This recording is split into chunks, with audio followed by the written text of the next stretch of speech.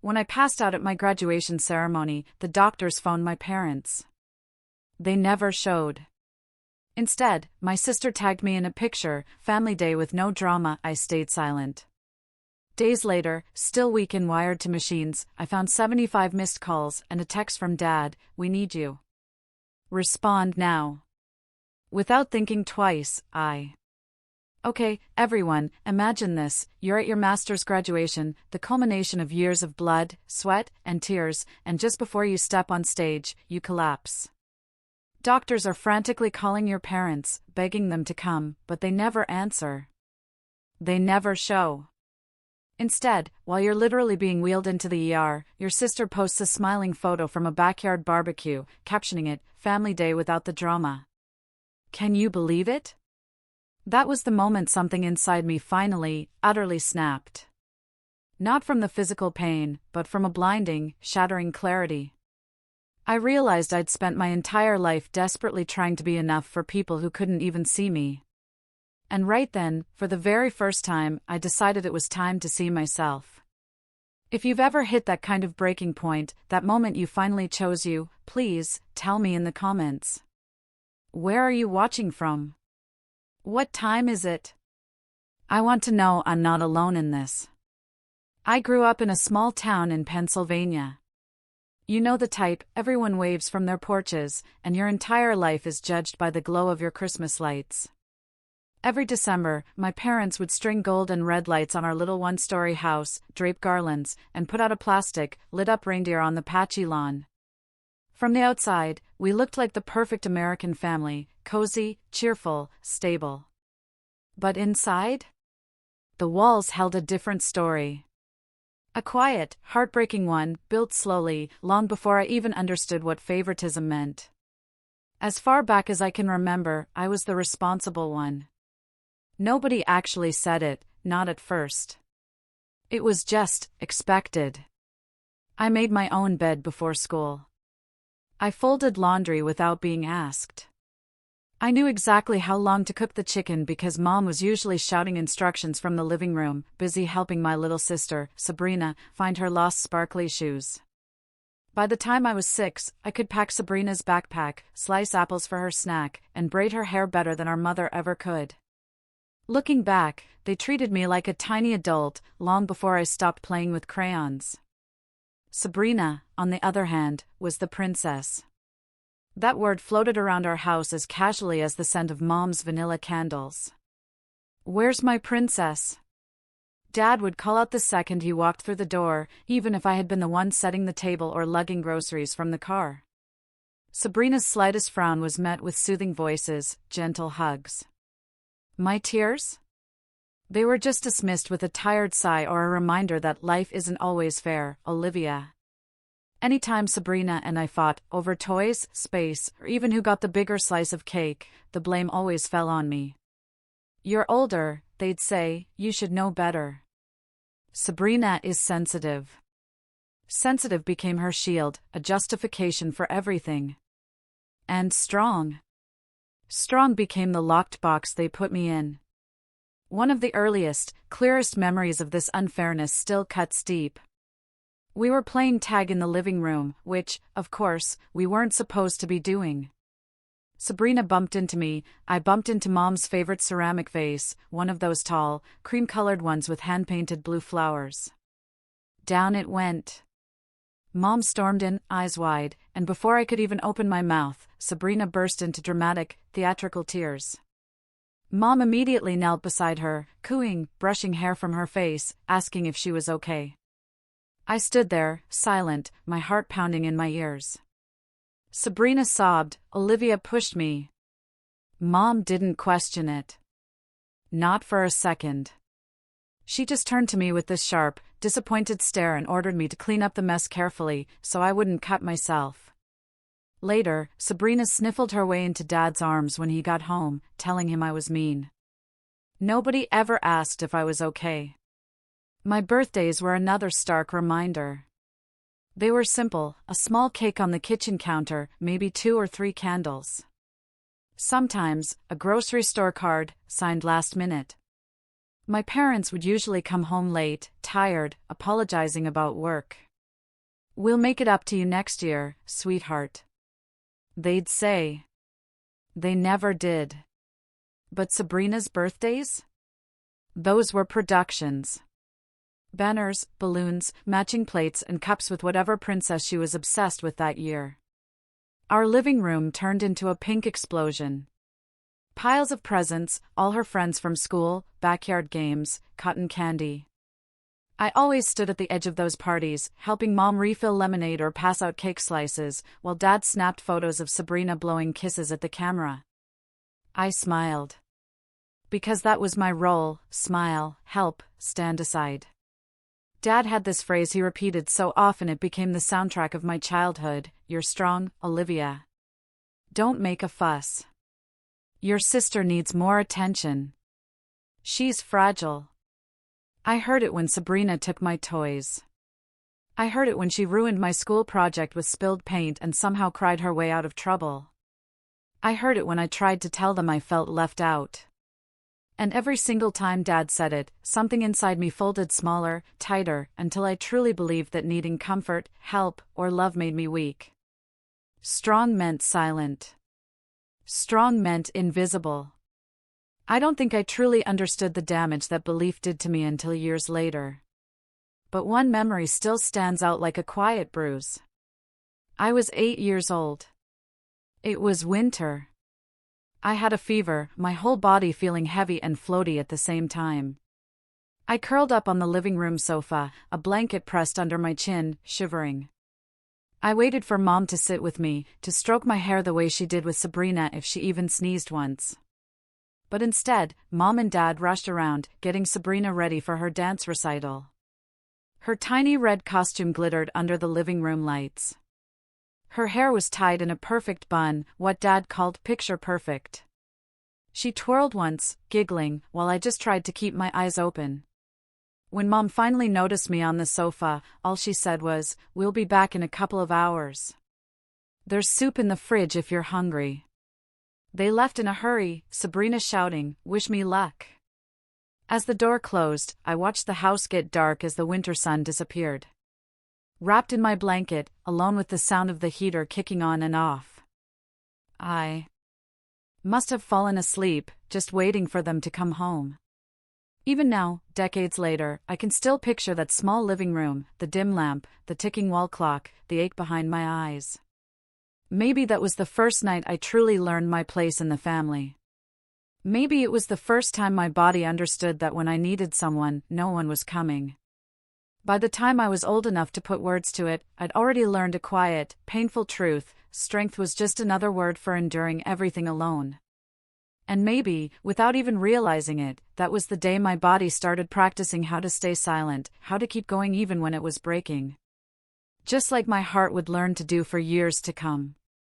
By the time I hit high school, the labels my parents had given us, me as the strong one, Sabrina as the sensitive one, they were already etched into the foundation of our family, like permanent ink.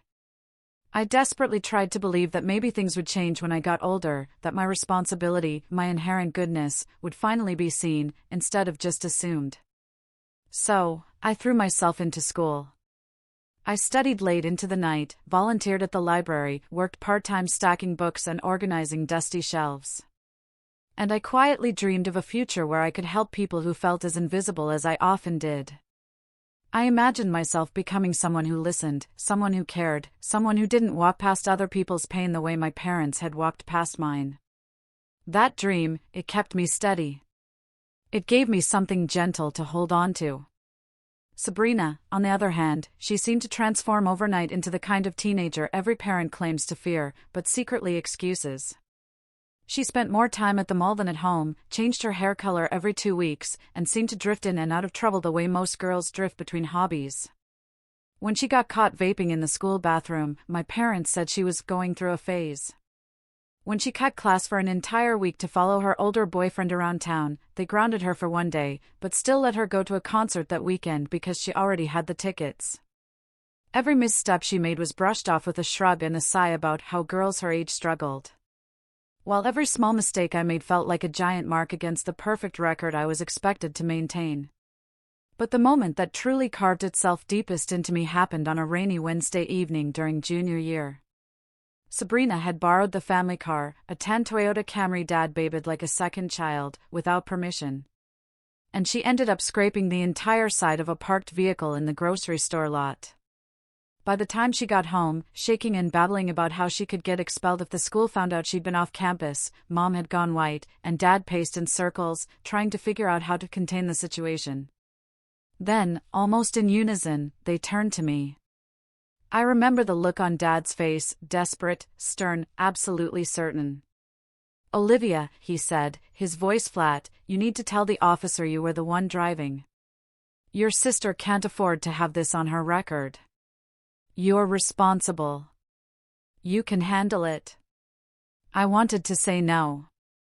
I wanted to scream, "Why is it always me?" But Sabrina was sobbing so loudly, so theatrically, I couldn't even hear my own pulse anymore. And Mom kept rubbing her shoulders, saying, "We can't let this ruin her future." I don't know what ruined me more, their expectation, or the terrifying ease with which I finally, slowly, nodded. So when the police officer came, notebook in hand, rain dripping from the brim of his hat, I lied. I told him I had borrowed the car, I had misjudged the space, I had panicked. That lie became an official note in a police report, a small but permanent bruise on my record. Meanwhile, Sabrina stood behind the living room curtain, peeking out at the patrol car, untouched and clean. Her future neatly protected behind the fragile curtain of being the sensitive one. I remember standing in the hallway after the officer left, feeling the cold tile under my feet and the heavy, deafening silence between the four of us.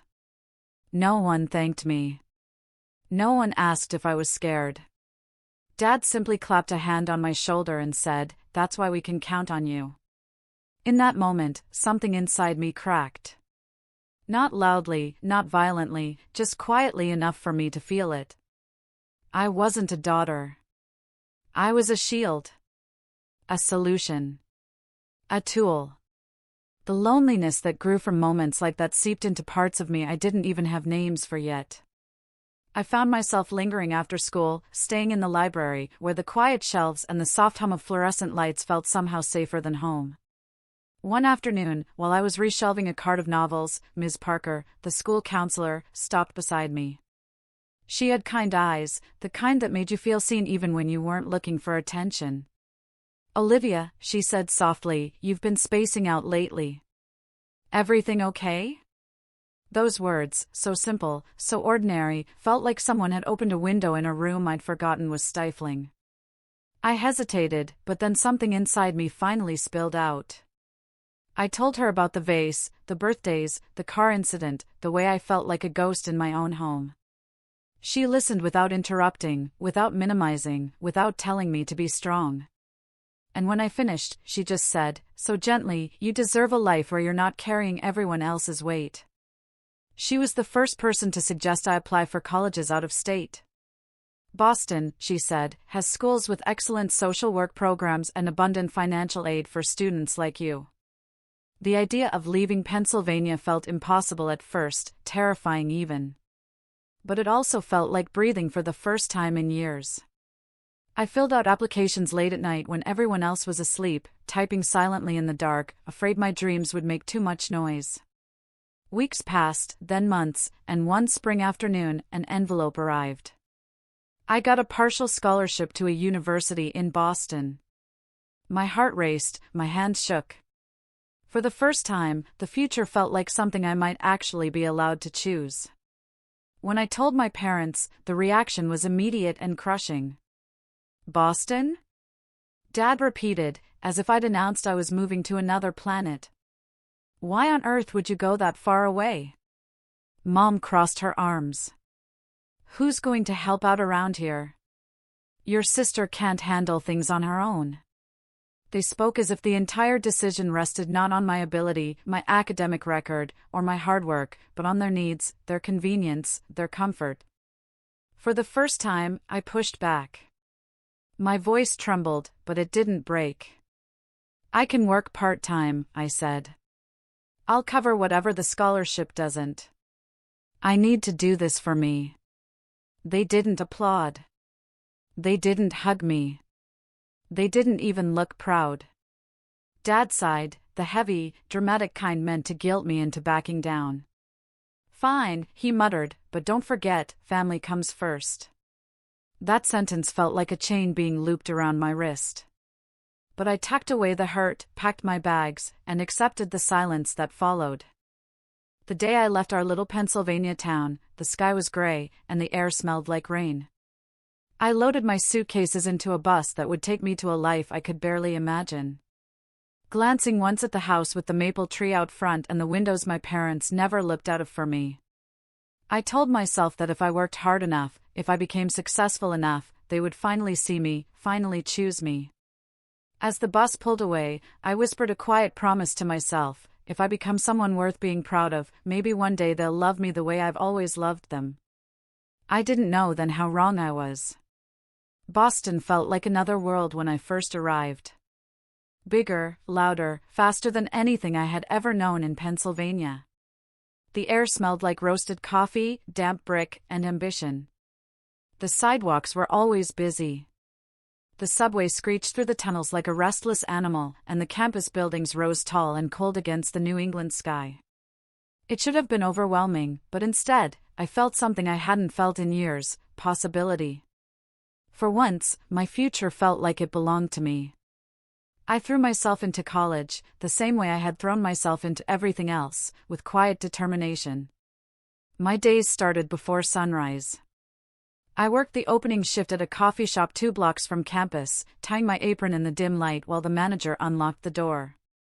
I learned the rhythm of the espresso machine, the steady hiss of steamed milk, the smell of ground beans clinging to my clothes long after my shift ended. At 7 a.m., caffeine-fueled students rushed in, blur-eyed and impatient, thrusting crumpled bills at me while tapping their shoes against the tile. By 8:30, I was sprinting across campus to make it to my morning lecture.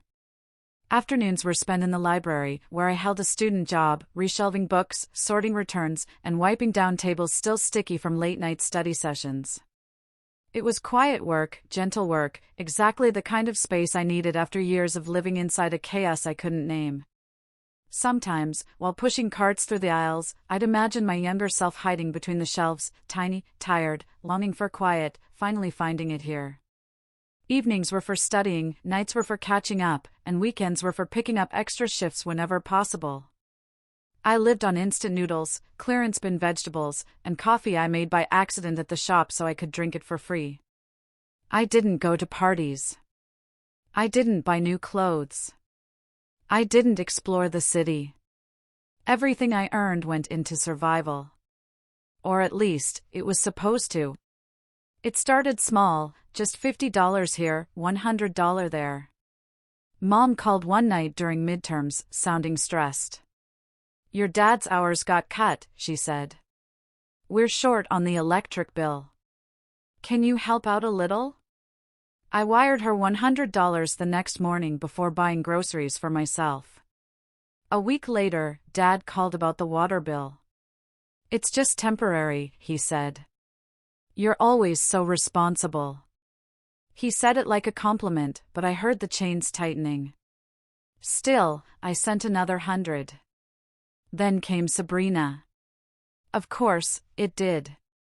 One afternoon, while I was wiping down counters at the library, my phone buzzed with a message from her: "Liv, can you please help?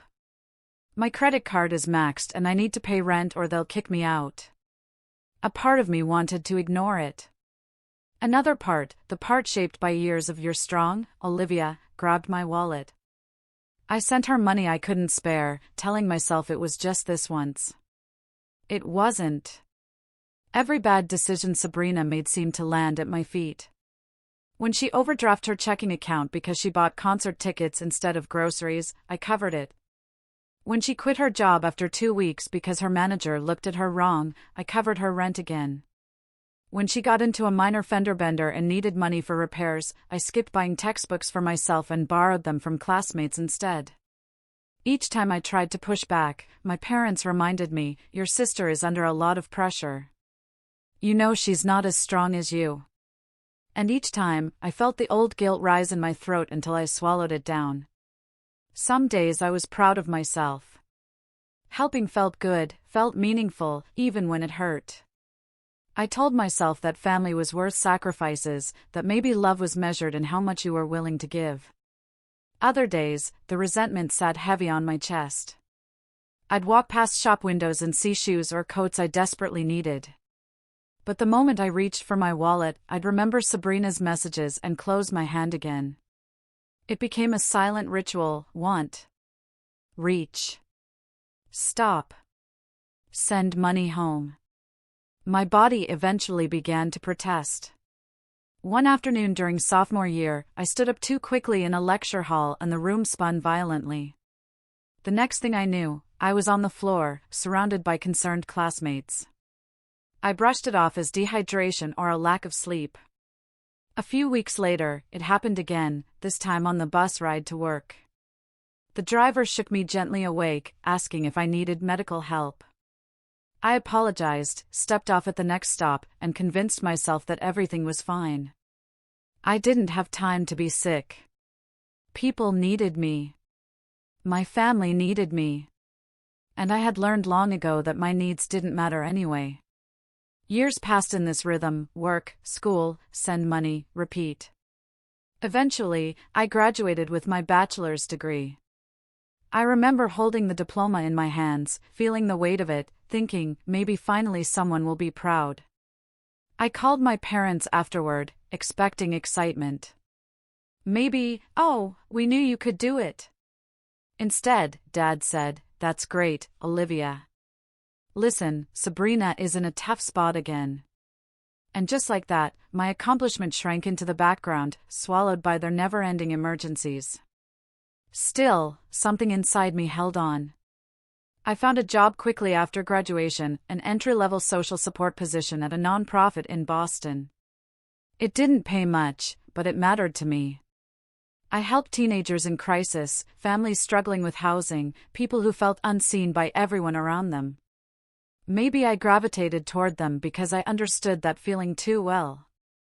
My parents told everyone in Pennsylvania that their daughter worked in community services as if it was their achievement. They bragged to neighbors about how proud they were. But when I called home, it was clear nothing had changed. They still needed help. Sabrina still needed rescuing. And I was still the one expected to step up without hesitation. I didn't realize it then, but the path to my collapse began in these years, in the small sacrifices, the quiet exhaustion, the weight of always being the strong one. Looking back, those were the years my heart began whispering warnings I wasn't ready to hear.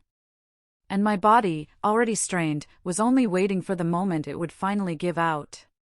By the time I had settled into my job at the nonprofit, a quiet but persistent thought began forming at the back of my mind. An ache, a longing for something more. I loved the work I did, but the limitations of my role weighed on me. I saw how much more licensed clinicians could do, the doors that opened for them, the salaries they earned, the impact they could make in people's lives. I wanted that. I wanted the training, the deeper skills, the chance to lift others in ways I had never been lifted myself.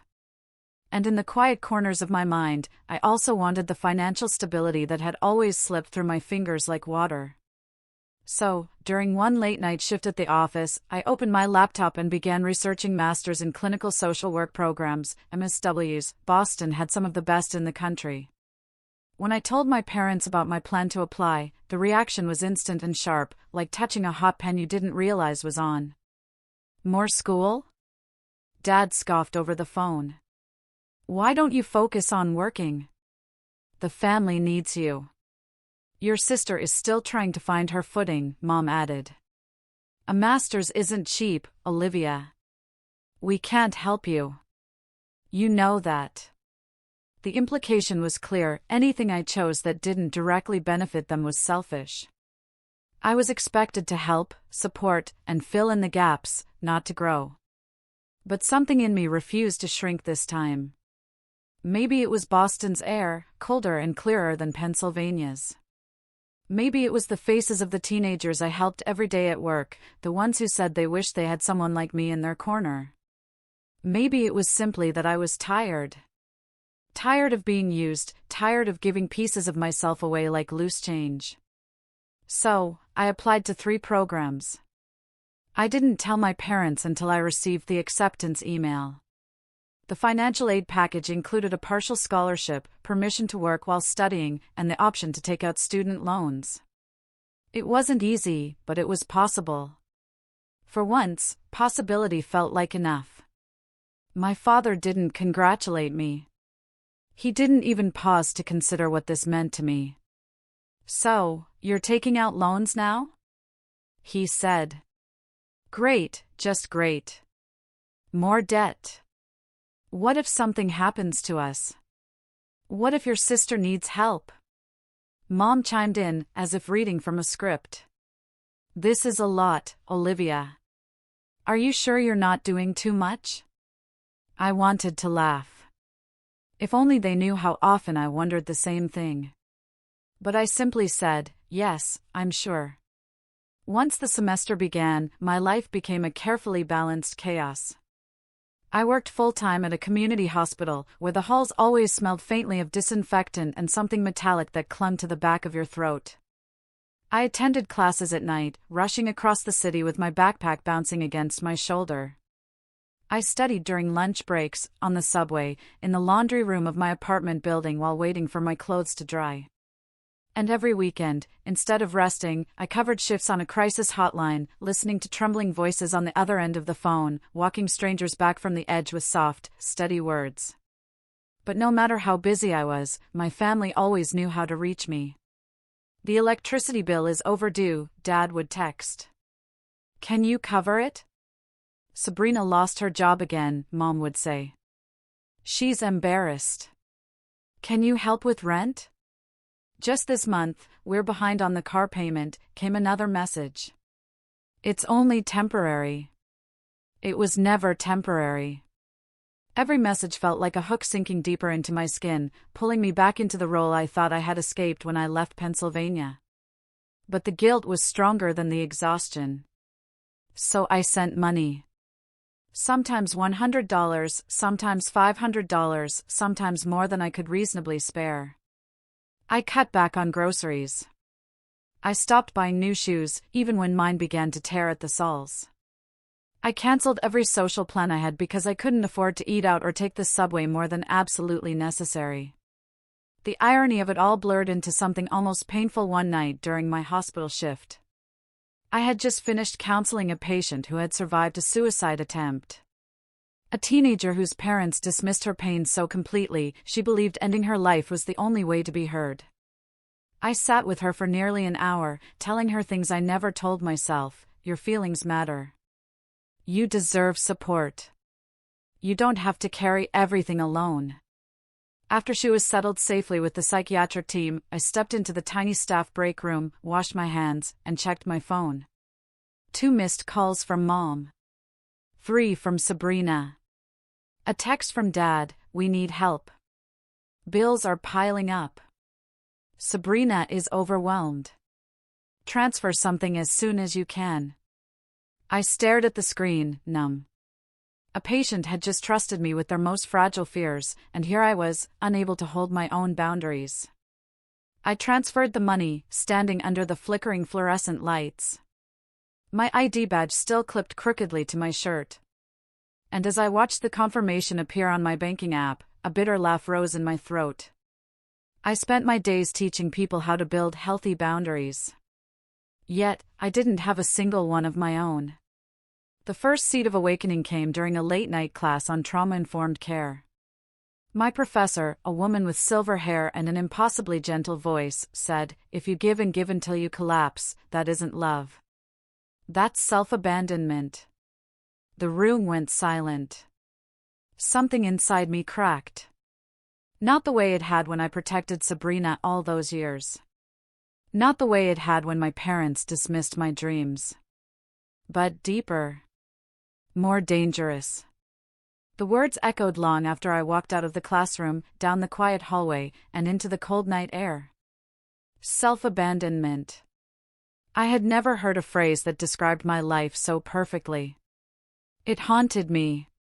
It followed me. But it didn't stop me. Not yet. I wasn't ready to let go. Not of them, not of the guilt, not of the version of love I had been trained to believe in since childhood. It would take something bigger to break me open. Something catastrophic. Something that would come on the day I thought was supposed to be the proudest of my life. The week before my graduation felt like a blur of deadlines, shifts, and obligations, piled so tightly together that I could barely tell one day from the next. The hospital hallways were slick with the smell of antiseptic, ringing with overhead pages, and buzzing with the kind of exhaustion that clung to your skin long after you left work. I was finishing my capstone paper, juggling night shifts in the psych unit, and covering 2 emergency cases for a coworker who had gone home with the flu. My laptop was always open, propped on my knees during breaks, balanced on the counter while I scarfed down reheated soup, glowing beside me during the short hours I slept. Somewhere in the chaos, my body began to whisper warnings I refused to hear. It started as a faint tightness in my chest, something I blamed on caffeine or lack of sleep. Then came the shortness of breath. I'd walk up a single flight of stairs and feel my pulse race as if I'd run a marathon. My hands shook when I typed. My vision blurred now and then, especially at night. And the kind of tiredness I felt wasn't the usual I need a nap kind. It was bone tired.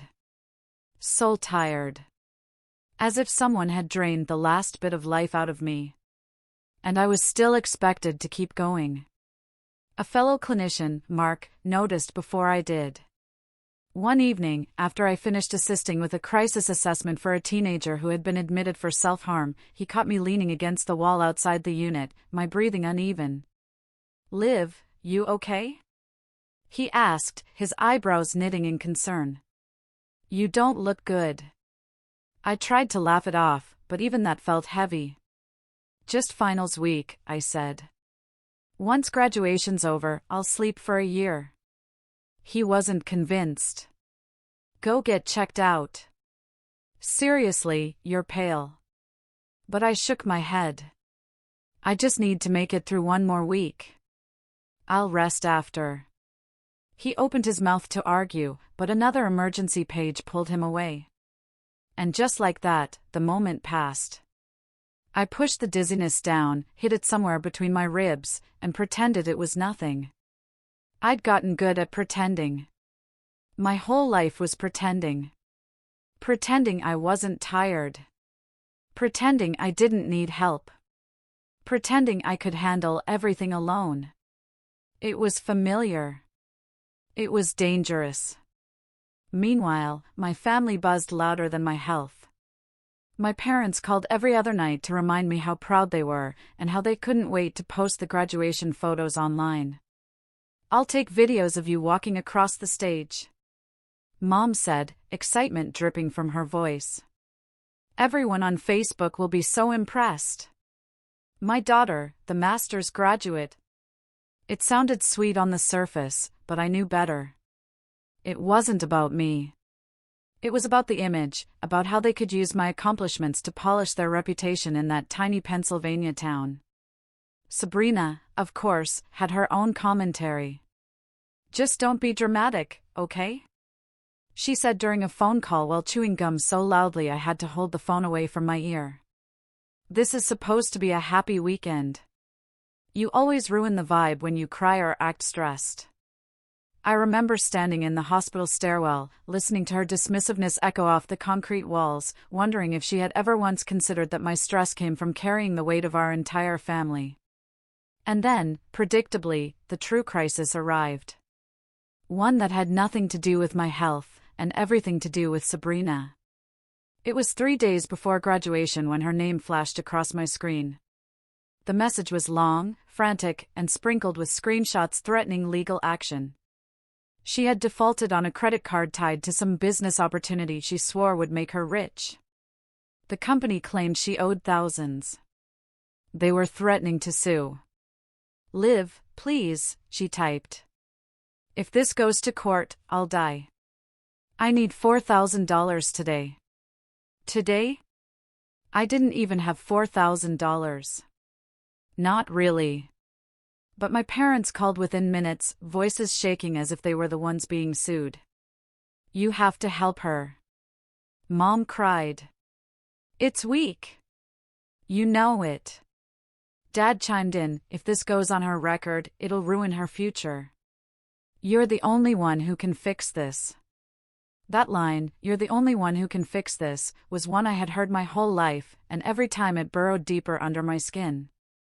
I sat in the staff break room, the smell of microwaved noodles hanging in the air. My scrub smeared with hours of work I hadn't even processed yet. I stared at the numbers in my bank account. It wasn't much. It was everything I had. My graduation gown was still in its plastic bag. My final project deadlines chimed as notifications in the background. And I transferred the money, almost all of it. My hands trembled, not from regret, but from exhaustion so heavy it felt cemented inside my bones. Thank you, Liv. You're the best sister ever, Sabrina texted minutes later, followed by a pink heart emoji. No apology. No acknowledgement of the sacrifice. Just a transactional thank you, as if I had handed her a napkin instead of my future stability. That night, the night before graduation, I barely slept. I stayed up editing my final paper, double-checking citations, and ironing my graduation gown until my arms felt like they were made of lead. The dizziness came in waves. My chest felt tight. My legs shook when I stood. At one point, while brushing my teeth, I caught my reflection in the mirror and froze. Dark circles like bruises bloomed under my eyes. My face looked hollow, almost translucent, as if the girl staring back at me was fading. My heart thudded unevenly, each beat feeling too heavy for my chest to hold. But I still whispered to myself, just get through tomorrow. As if the next day would magically fix years of depletion. As if a ceremony could refill everything life had drained out of me. I set my alarm, laid out my gown, and crawled into bed with the room tilting around me. The last thing I remember thinking before I drifted into a shallow, uneasy sleep was, I just need to cross that stage once. Just once. I didn't know, couldn't have known, that the price of just getting through tomorrow would be my own body collapsing under the weight of everything I refused to let go. Graduation morning arrived, wrapped in the kind of bright, cold sunlight Boston is famous for in late May. The kind that sparkles on every surface but never fully warms your skin. I felt it on my face as I walked across campus in my gown. The fabric heavy against my weak shoulders, the cap tugging slightly at my hair. The university's main lawn had transformed into a sea of white folding chairs arranged in perfect rows, stretching from the stage all the way to the back fence. Strings of banners hung from lampposts, trembling gently in the breeze. The brass band in the corner played cheerful, triumphant notes that cut through the morning air. Families filled the aisles, waving small flags with their children's names printed on them, holding signs painted with glitter, "We're proud of you. You did it, master's graduate." Everywhere I looked, there were hugs and laughter and camera flashes. I found my seat among the hundreds of graduates. My heart beat loud, my breath shallow. The dizziness from the night before still lingered at the edges of my vision like fogged glass. I scanned the bleachers, squinting past the sun's glare, trying to spot my parents or Sabrina. Nothing. I tilted my head. Searching again. I saw families holding giant bouquets. I saw a father hoist his toddler onto his shoulders for a better view. I saw friends waving wildly at each other. But I didn't see my family. A vibration in my pocket made me flinch. It was a text from Mom, traffic jam. "Don't worry, we'll get there soon. We're stuck in traffic, sweetheart. Go ahead, we'll be there soon." I stared at the message, trying to ignore the sinking feeling in my chest. I typed back a simple, "Okay," even though my fingers trembled. Maybe they really were on the way. Maybe they cared enough to try. I clung to that thought like a rope. The ceremony began. The university president spoke about resilience, perseverance, and the meaning of service. I heard every word, but absorbed none of them. My mind kept circling back to the empty stretch of seats where my family should have been. When the dean began calling names, applause erupted for each graduate. Some names were met with entire rows of people cheering, screaming, chanting. When they reached the H's, my pulse quickened. My palms grew damp. I swallowed hard, trying to steady my breath. Olivia Hart. For a split second, everything felt silent. Even the band. Even the wind. I stood, gripping the edge of my gown to steady myself. My legs felt heavy and numb, as though they belonged to someone else. I forced a smile as I stepped into the aisle. The world around me slowed. My ears rang. The applause blurred into one continuous, distant hum. I tried to draw a full breath, but couldn't. My chest tightened painfully. The stage lights whirled in front of my eyes like melting stars. I took one step, then another. Then the floor seemed to tilt. My knees buckled beneath me. A sharp gasp froze from the audience, followed by scattered shouts. Someone dropped a water bottle near my feet. My vision tunneled into darkness, and the last thing I heard was the muffled echo of my name before everything went silent. When I opened my eyes again, bright fluorescent lights pierced through the haze. The antiseptic smell of the emergency department filled my lungs. I was lying on a hospital bed, a thin blanket draped over me. Machines beeped steadily at my side. A nurse adjusted the 4-line in my arm, and a doctor stood at the foot of my bed, flipping through a chart. His expression was concerned, but calm. "Olivia, can you hear me?" he asked gently. I nodded weakly. My tongue felt thick. The doctor explained. "You've experienced severe exhaustion, possibly a combination of sleep deprivation, stress-induced arrhythmia, and dehydration. Your body essentially forced you to stop." His words floated around me like smoke. I listened, but a different question burned inside me. "Did my parents come?" I whispered. The doctor paused. Just long enough for me to feel the truth sharpen. "We called the number listed as your emergency contact," he said carefully.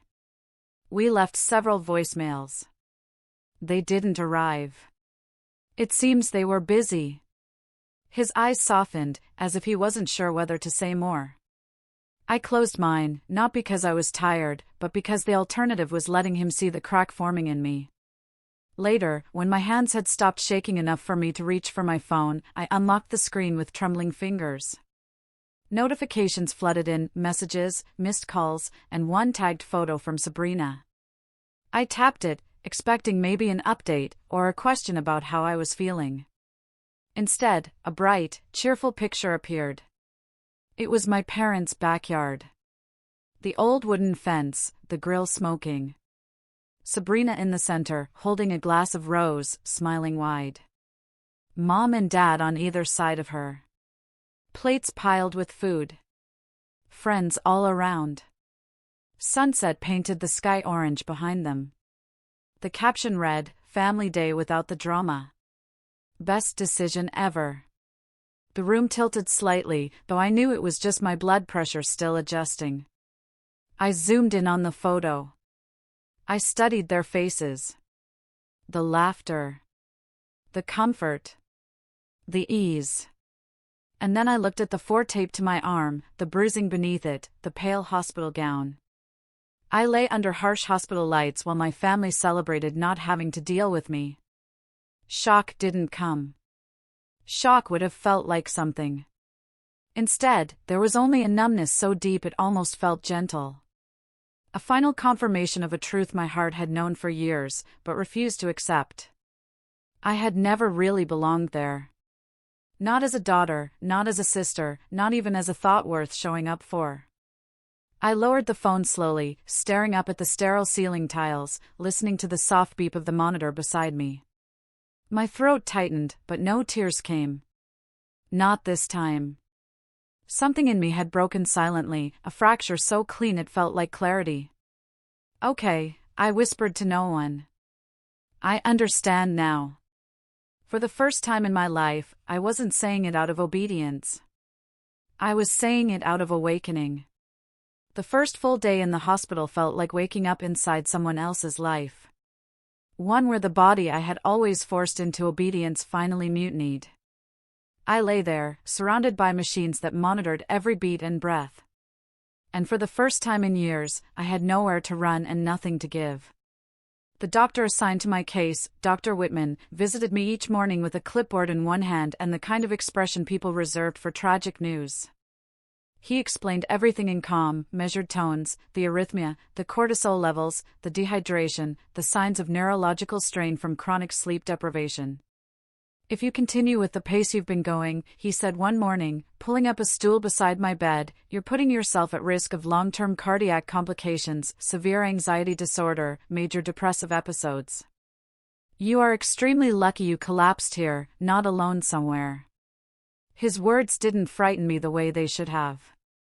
Instead, they felt embarrassingly predictable, like hearing the ending of a story I'd been trying not to read. Of course, I was here. Of course, my body finally broke.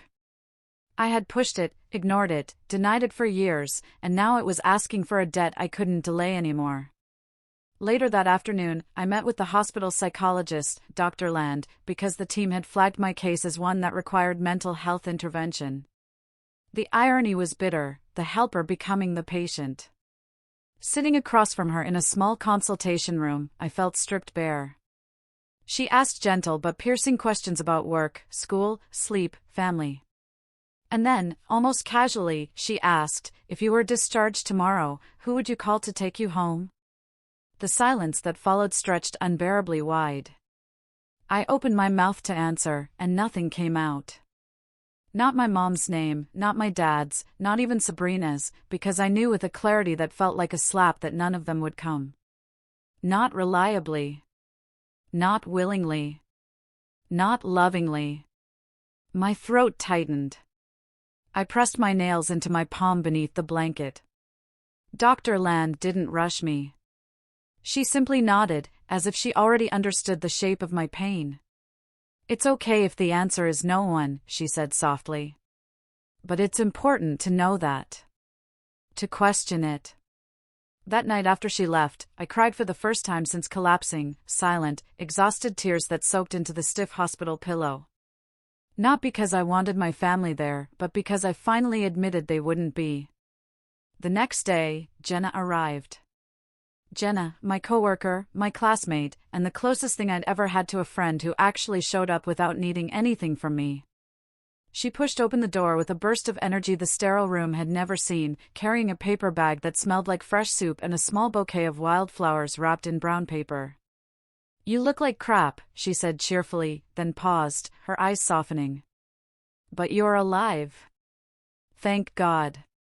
She sat beside my bed, unpacking the food, chattering about the unit drama at work, the ridiculous papers due next week, the guy she was seeing who couldn't tell the difference between a boundary and a suggestion.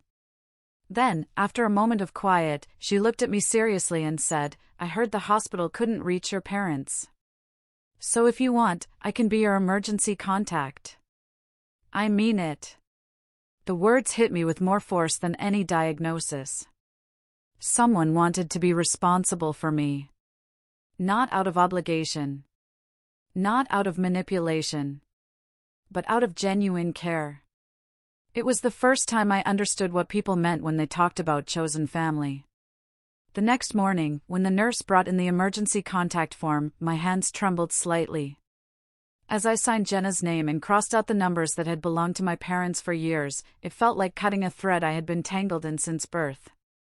A quiet, painful liberation. With new clarity came a strange burst of resolve. I asked the nurse for my laptop. When it arrived, I opened my banking app and stared at the numbers that had drained away over the years. Deposits to my parents. Transfers to Sabrina. Automatic payments I had set up out of habit or guilt. My stomach twisted as I realized how much of my life I had forfeited without even realizing it. I began shutting things down one by one, canceling automatic payments, removing myself from shared bills, closing the joint account my parents insisted would make things easier. When I discovered that 2 utilities were still in my name at my parents' house, I emailed the companies directly. Then I booked an online appointment with a financial attorney. A small decision with enormous implications. It wasn't revenge. Not yet. It was preparation. Protection. For once, I wasn't moving for their benefit. I was moving for mine. That evening, lying in the dim glow of the monitor beside me, I stared at the 4 tape to my arm. The bruising around the insertion site had turned a deep purple, spreading like ink beneath my skin. The room hummed with a steady rhythm of machines measuring my survival. And I thought, with an honesty that chilled me, if I had died that day, how long would they have cried? A minute? An hour? A single Facebook post? Or would Sabrina have simply uploaded another smiling picture with the caption, "Less drama now"? The thought didn't devastate me the way it once would have. It solidified something. A realization so sharp it felt like stepping into cold, clean air. For the first time in my life, I no longer wanted to live in a way that kept them happy. I no longer wanted to survive so they could use me. I didn't belong to them anymore. My life. My energy. My future. They were mine. And lying there under the fluorescent lights, I made a quiet promise to myself: I would not abandon myself again. Not for them. Not for anyone. A few days passed in the hospital, each one slow and strangely quiet, as if time itself was afraid to move too quickly around someone so fragile. My body was still tethered to an 4-line, and the cold sensors of the heart monitor clung to my skin. I was stable, Dr. Whitman said, but not yet strong. My limbs felt heavy, my breath thin, my head wrapped in cotton. But inside, where the old instincts once lived, where guilt and duty used to grip me, I felt something loosening. Something shifting. I didn't call my family. I didn't text them. I didn't even open their earlier messages. I simply waited. Not out of strategy, not yet, but out of curiosity. If I disappeared from their world for a few days, what would they do? For most of my life, I believed the answer would be panic, concern, love. But now, lying under sterile lights with my veins still bruised from collapsed exhaustion, I wasn't so sure. On the morning of the 3rd day, my phone began vibrating violently against the metal bedside table. At first, I ignored it. Then, the screen lit up again and again and again, the sound buzzing like an alarm that wouldn't stop. Annoyed, I reached over and switched off the silent mode. The vibrations grew even more frantic. When I finally unlocked the screen, everything froze. 75 missed calls. From Mom. From Dad. From home. From Sabrina. Dozens of messages flooded the notification center. Long, chaotic threads that came in waves. Some were accusatory: "Why are you ignoring us? What do you mean by silence?" Others tried guilt: "We're worried. You can't just disappear like this." And then the tone shifted to desperation: "Pick up. It's urgent. Call now. Live, please." But the one that sliced through everything was a single text from Dad. Short and commanding. As if I were a tool left out in the yard instead of his daughter lying in a hospital bed: "We need you. Answer immediately." The words triggered nothing warm in me, no flicker of hope, no sense of belonging. Instead, a coldness spread slowly through my chest. A chilling clarity. This wasn't about love. They didn't know I was in the hospital. They weren't panicking because they thought I was hurt. They needed something. And after a lifetime with them, I knew exactly what it meant when they needed me. Instead of calling back, I sat there, breathing through the ache in my ribs, and scrolled through the messages in reverse order. The earliest ones were almost mocking in contrast. Dad had sent a picture of their backyard barbecue.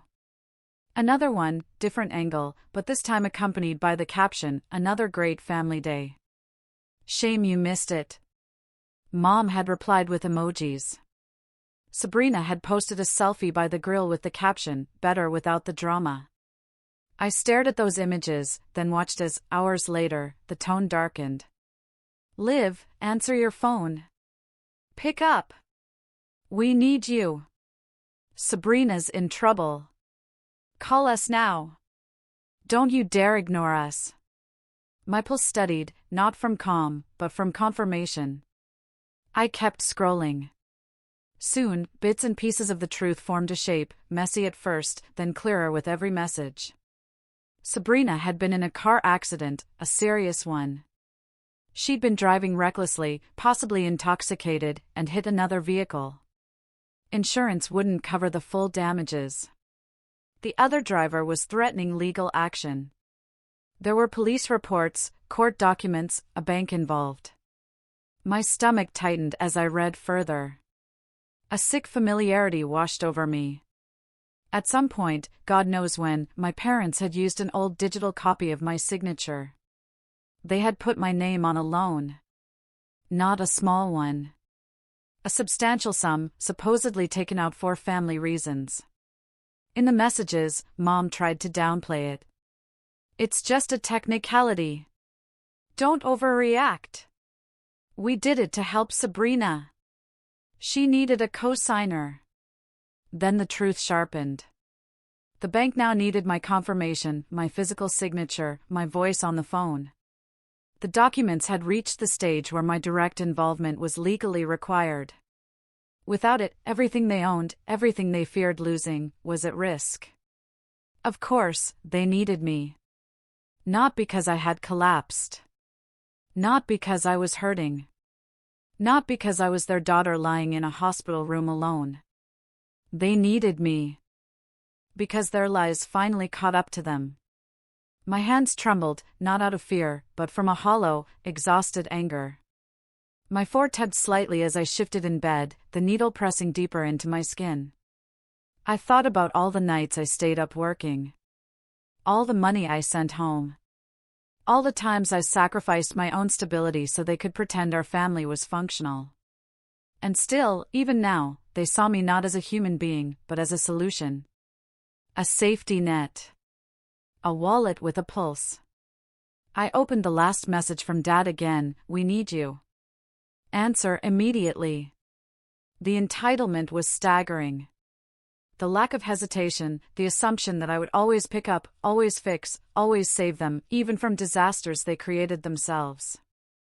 A slow breath left my chest as I stared at my bruised arm, the foreline, the cold room around me. And there it was, the truth.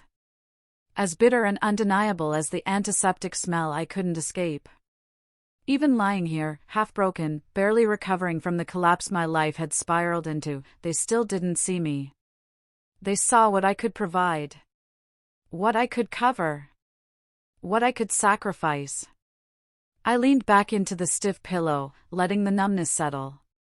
And with a clarity that felt like steel cooling into shape, I whispered the words that would close the chapter of my old life. Even now, with needles still in my arm, they don't see a daughter. They see a walking wallet. And for the first time, I didn't feel guilt for thinking it. I felt truth. The morning after the storm of missed calls, the hospital room felt colder than usual. Or maybe it was just me, more awake, more aware, stripped of the fog I had lived under for years. The nurse had just changed my bag, the clear liquid dripping like a metronome, steady and indifferent. My phone sat on the rolling tray beside me, its black screen reflecting the fluorescent lights like a tiny, fragile mirror. I stared at it for a long time, not with fear, not with guilt, but with a strange, quiet clarity. If this conversation was going to happen, and it clearly needed to, I wasn't going into it alone. Not this time. I messaged Jenna first. Then I opened my laptop and logged into the video meeting with the financial attorney I had contacted days earlier. When both of them were present, faces glowing on the screen like calm, steady anchors, I finally reached for the phone. My fingers hovered for only a second before I pressed call, then switched to speaker. Mom answered on the first ring, sobbing so loudly it almost distorted the sound. "Olivia, thank God you." Dad's voice cut in, equally dramatic. "Why didn't you answer the phone, making your parents worried to death? We thought something happened. Why would you scare us like that?" I leaned back against the stiff pillow, letting their theatrics bounce harmlessly off the white walls. Worried to what extent? I asked softly. Because when the doctors called to tell you I collapsed at my graduation ceremony, you didn't show up. You didn't even call back. The silence that hit next was thick, heavy, guilty. But not in the way guilt should feel. It was the kind of silence that comes when masks slip and people scramble for new excuses. Dad recovered first. Don't bring up the past right now, he snapped. This is not the time. Your sister is in trouble. The family needs to stand together. Mom added quickly, family doesn't abandon each other. Your sister is in crisis. You're the most successful one. If you don't help, then who will? There it was. The script I had known by heart since childhood. My achievements only mattered when they could be used. My stability only mattered when it could be drained. My worth only existed in what I could provide. But for once, the lines didn't pull me in. They pushed me out. I kept my voice calm, almost steady. My doctors say I collapsed because I've been burning myself out over work, stress, no sleep, no boundaries. Do you know why? Because every time something happened to Sabrina, you called me. Every bill. Every mistake. Every crisis. I've been carrying all of it alone. Dad scoffed, a harsh, ugly sound. You always think you're the victim. We raised you. We gave you everything. Everything? I repeated, quietly enough to make them pause. You gave Sabrina protection. You gave her support. You gave her excuses. You gave her second, third, 10th chances. What exactly did you give me? Besides responsibility and silence? Mom inhaled sharply, wounded. We did our best. You're twisting things. Am I? I asked. Jenna watched silently from the laptop screen, her face steady. The attorney took notes. Dad's frustration cracked into anger. Stop talking back. This is about your sister's accident. She's facing lawsuits. The loan is in your name. You need to fix it. I closed my eyes for a moment, breathing slowly, feeling my heartbeat steady against the monitor's beep. When I opened them again, I felt something stronger than fear. Choice. Actually, I said, the loan is not my responsibility. You used a scan of my signature illegally. The bank needs my confirmation now, and I'm not giving it. Dad exploded. Are you crazy? You have to sign. If you don't, we could lose the house. Mom started crying harder, you're destroying this family. And then, like flipping a switch, everything inside me went still. This family left me alone in the hospital, I said slowly. If that's what you call family, then I choose not to belong anymore. The words hung in the air like the first crack of thunder before a storm. But instead of fear, I felt a strange lightness, like I had finally set down a burden I didn't know how to name. Dad's voice turned sharp and venomous. You're ungrateful. I didn't flinch. I didn't defend myself. I didn't negotiate. The version of me who once would have apologized, cried, begged, or reasoned was gone. I breathed in once, deeply, remembering Dr. Land's gentle voice, my professor's words about self-abandonment, the years of exhaustion carved into my skin. And then, without thinking twice, I finally chose myself. No, I said. I will not sign. I will not pay. I will not save anyone anymore. Mom gasped as if the word itself had struck her. Dad sputtered in disbelief. I continued, steady and unshaken. I've already spoken with my attorney. I'm removing my name from every account, every bill, every loan, every shared document. You no longer have permission to use my signature or my information. My voice hardened. If you try anything else, I'll pursue legal action." "You wouldn't dare," Dad shouted. "I would," I replied, "and I will." The truth settled heavily between us. They weren't losing me that day. They had lost me years ago. This was just the moment they finally realized it. I didn't scream. I didn't cry. I didn't apologize. I simply lifted my finger, pressed the red button on the screen, and ended the call. Then, with the same quiet decisiveness, I blocked each number. Mom. Dad. Sabrina. One by one. Clean. Final. The room felt strangely warm after that, as if someone had opened a window I didn't know existed. I eased back against the pillows, the four-line tugging gently at my arm. For the first time, the weight I'd carried my entire life, the invisible backpack, filled with guilt, expectation, obligations, slid off my shoulders. And lying there, listening to the soft rhythm of the heart monitor, I felt lighter, as if I had finally returned to myself. As if I had taken my first real breath in years. 6 months passed, then nearly a year, and the world slowly rearranged itself around me, not violently, not dramatically, but gently, like a tide pulling back to reveal land I hadn't noticed before. Healing didn't happen all at once. It arrived in small, steady moments. The first morning I woke up without dread tightening my chest. The first meal I ate without calculating how much money I should be sending home. The first time I said no without apologizing or panicking afterward. I continued therapy every week. At first, I sat stiffly in Dr. Land's office, unsure how to fill the silence. But the more I spoke, the more I unraveled years of swallowed words, the lighter my breath became. We talked about boundaries, grief, trauma patterns, and the kind of childhood that forms a person who mistakes self-abandonment for love. She taught me how to recognize the old guilt when it slithered back into my mind. How to stop reflexively giving. How to choose rest without shame. For the first time in my life, healing wasn't something I had to earn. It was something I was allowed. Physically, my recovery was slow but steady. I reduced my work hours, took more breaks, slept more than I had in the last decade combined. My heart stabilized, my hands stopped shaking. The color returned to my face. Little by little, my body forgave me. I moved out of the cramped apartment I had once worked myself sick to afford and found a small studio in a quiet Boston neighborhood, sunlit, warm, with hardwood floors that creaked softly under my feet. I decorated it in a way that felt like a conversation with myself. Shelves full of books. Thriving potted plants. Photos from hikes taken with Jenna.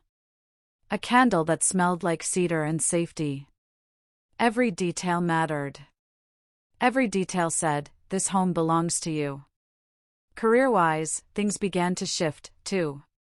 With my master's degree finalized and my health improving, I applied for a clinical position at a youth support center across the river. When they offered me the job, a role with a reasonable caseload, better pay, and supervisors who valued boundaries, I cried in my car for 10 minutes before calling Jenna. Not because I was overwhelmed, but because someone finally wanted me without trying to take from me. Working with teenagers who reminded me so much of my younger self felt like purpose, not duty. And it felt like life giving something back, one gentle piece at a time. With the money I no longer funneled into my parents' emergencies, I created a small scholarship fund. Nothing fancy, just enough to help 1 or 2 social work students a year, specifically those who came from chaotic or neglectful families. It felt right. It felt like alchemy, turning years of pain into support for someone who might never hear, "I'm proud of you," at home. My chosen family grew naturally. Jenna, of course, loud, loving, fiercely protective. A few co-workers who understood exhaustion on a visceral level. A small support group I joined, filled with people who also came from families where love was conditional and help was currency. We celebrated each other's wins, therapy milestones, new jobs, tiny promotions, birthdays with homemade cupcakes. One evening, they surprised me with a small celebration for receiving my clinical license. Nothing extravagant. Just takeout food, laughter, and a card they all signed with the words, "We're proud of you." No one had ever said that to me without expecting something in return. I cried quietly in the kitchen while they joked in the living room, letting the warmth in my chest seep into places I thought were permanently numb. As for my parents and Sabrina, information trickled in through distant acquaintances, old neighbors, and occasional Facebook posts I didn't ask to see. Their financial troubles worsened after I cut ties. One of their properties was repossessed. Sabrina faced legal consequences for the car accident and had to attend mandated classes. My parents scrambled without the safety net I once provided. And from what I heard, they had begun turning on each other, each blaming the others for the fallout. They sent emails, sometimes long, meandering apologies filled with excuses. We were stressed. We didn't know the whole situation. Families fight. You misunderstood. Not once did they say, "We hurt you." Not once did they say, "We're sorry." Not once did they say, "We should have been there when you collapsed."